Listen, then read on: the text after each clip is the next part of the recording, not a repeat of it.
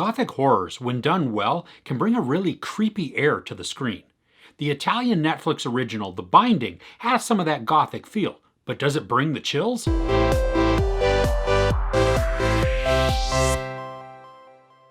While visiting her fiance's mother in southern Italy, a woman must face a malevolent and mysterious force intent on claiming her daughter. Now, this has a lot of the makings of a good Gothic horror. I mean, we have a giant creepy house, and in this case, it's an Italian villa. We have the older, mysterious motherly figure. There's also an inexplicably creepy older person who just kind of skitters about and doesn't say too much. You have a family who's returning to visit the old family home. There's quiet unease and shadowy images that may not actually be there. There's the odd set of friends and neighbors who are just seemingly always present. And the story of something malevolent, dark and devious, threatening a member of the family. In the opening scene, we're shown something that's not totally explained, but it doesn't look terribly pleasant. And from there, we certainly get this sense of unease. And then once the couple and the child arrive at the villa, small alarm bells are going off inside of us because we feel that something is just not totally right. The acting is fine in most of this. I mean, some of the characters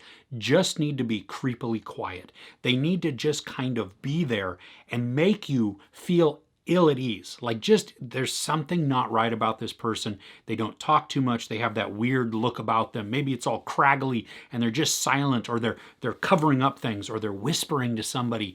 And you just, every time you see them, you're like, no, I don't think I want to spend any time with this person, especially alone in a room. I really like the older mom that still lives at the villa, the one that the couple and the child are going to visit. She gives off the feels of just being like a warm and loving and caring mom. But at the same time, you're like, oh, no, I don't know. There's something about it. There's something about you. And maybe I'm just being overly cautious, or maybe I'm reading too much into things. But when I see you conversing quietly and whispering to this weird looking person or this other quiet, creepy person, I'm not comfortable. The visuals in this are pretty good too. I mean, they use a drab color palette, and this just brings everything down. It kind of puts you in this depressed state. And it also makes things look a little bit run down and just decrepit. And that's actually how the villa is beginning to look as well. You see parts of it that are they're in desperate need of repair. They're not quite crumbling down yet, but they're on that path. There's this orchard or this field just filled with these massive trees. And they're pretty foreboding. But to see them in the dark would be really menacing. I mean, they just have this look about them. They're all just kind of creepy and craggly and just, it's not very many leaves to them. And they're all twisted up, and just, it creates a really good atmosphere of just chills. And speaking of chills, we do get some of that throughout the story. And that's in thanks to part of the camera work, because sometimes we're up close to one of the characters and we get to we're just like in their personal space, and so we see them breathing, or we know that we have a feeling that we know that something bad is about to happen, like there's going to be a scare, there's going to be something that jumps out. And most of the time, it's the music that gets us. It crescendos to this climax, and you're just like, ooh. And I don't remember any of the cheap jump scares. Nothing that is like just flashing out at us. Really, all it is just the tricks of the light and tricks of our own mind, and a good setup of the camera focusing in and pushing in on somebody, then cutting away and you hearing something, or the music reaching that climax at the exact right moment. And so all of those together really work to just go, ooh. I also like the use of shadows and darkness in the film. There were a lot of times where I was straining to see what a character was looking at, that they were looking at something in a corner or down a hallway or in a field, something like that. And it wasn't totally clear. It was a little dark. There were shadows just blending through everything and obscuring what would have been clear or what could have been clear. And so I begin to doubt, did I see something? Am I supposed to see something?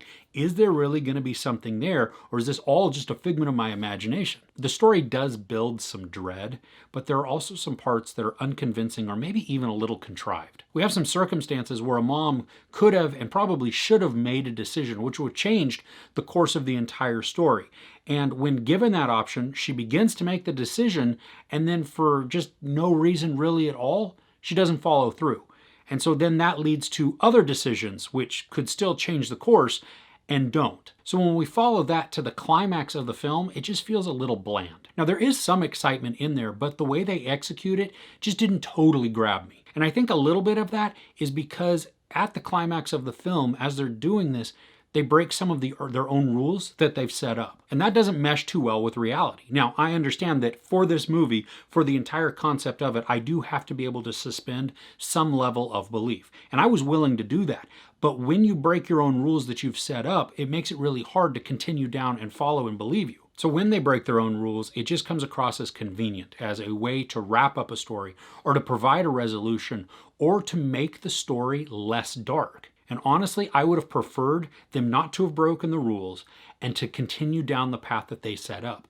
The darkness, the dire outcome that they had set up of the climax would have left you kind of broken and kind of wrecked. And it would have had so much more of an emotional impact, I think, on the film and left you with this really creepy feeling. But as it stands, because they break the rules, because they give it this convenient wrap up, it just feels okay. I mean, it could have been great, but it's not terrible. It's just, it's all right. So I don't feel like I wasted my time on this, but I do think that it could have been executed a lot better than it was, especially at the end. There's sex, no nudity, some profanity, and some violence. I give The Binding 3 out of 5 couches. Do you have a favorite gothic horror? I really liked The Haunting of Hill House, and I'm super excited for The Haunting of Bly Manor that's coming soon on Netflix. And one other fun thing that is just brought back to Netflix is We Have Always Lived in the Castle. That was a fun movie to watch. If you haven't seen that, you might want to give that one a check out too, because it's just a good gothic horror as well. But I would love to know what you have as a favorite gothic horror in the comments below. If you enjoyed this review, please give it a like. Also, don't forget to share and subscribe. I'm Chris. This is Movies and Munchies. Thanks for catching with me.